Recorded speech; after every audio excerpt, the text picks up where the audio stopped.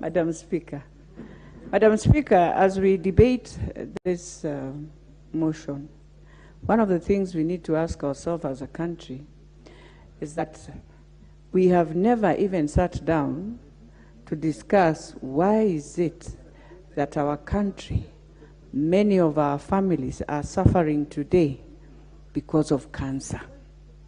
And it is because we decided food is being imported in this country. We will never be told whether they are GMOs, whether they are organic. We have very many fruits that we are eating today that are imported.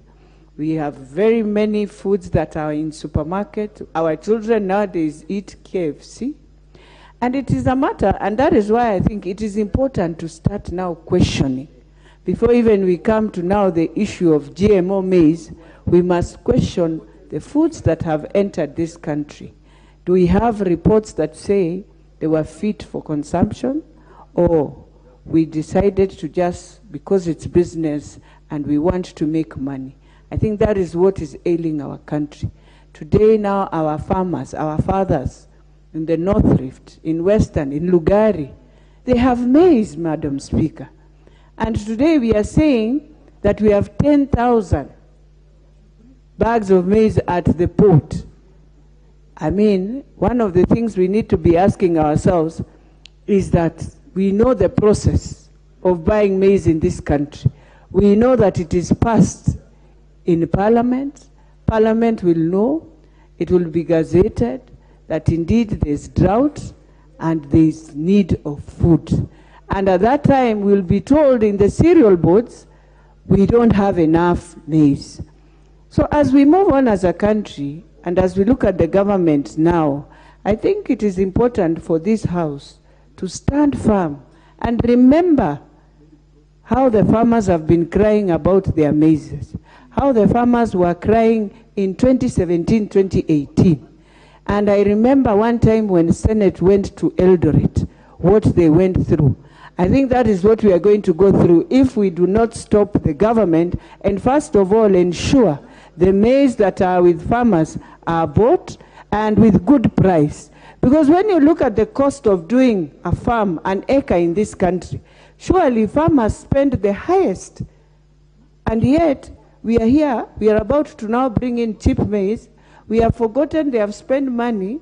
We've had COVID. They've had to go through a lot before we arrive to where we are.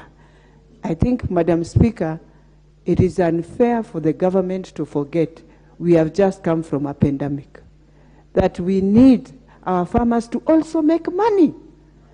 That you brought in fertilizer. What was the purpose of bringing fertilizer and then now you bring maize? And you have just brought in fertilizer for them again to go planting. Honestly, I think it is like the government looks in the eye of farmers and just decide to abuse their goodness, to abuse, because they will be able to buy organic and let others, especially those in Nairobi, now to start eating GMO. Because they know in the informal sectors, people are suffering. In the informal settlements, people don't have food. But you can't bring organic. You can't bring GMO for them to survive. And yet we are here saying we don't even have a solution to bring in a good cover to make sure families that are being auctioned by hospitals to be able to survive.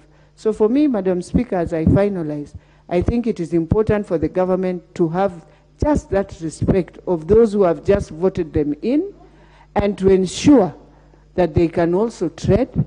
But more importantly, we as Parliament must question the Minister. The CS must bring us a report on what research he went through to come up and say we need to import such huge amount of maize into this country.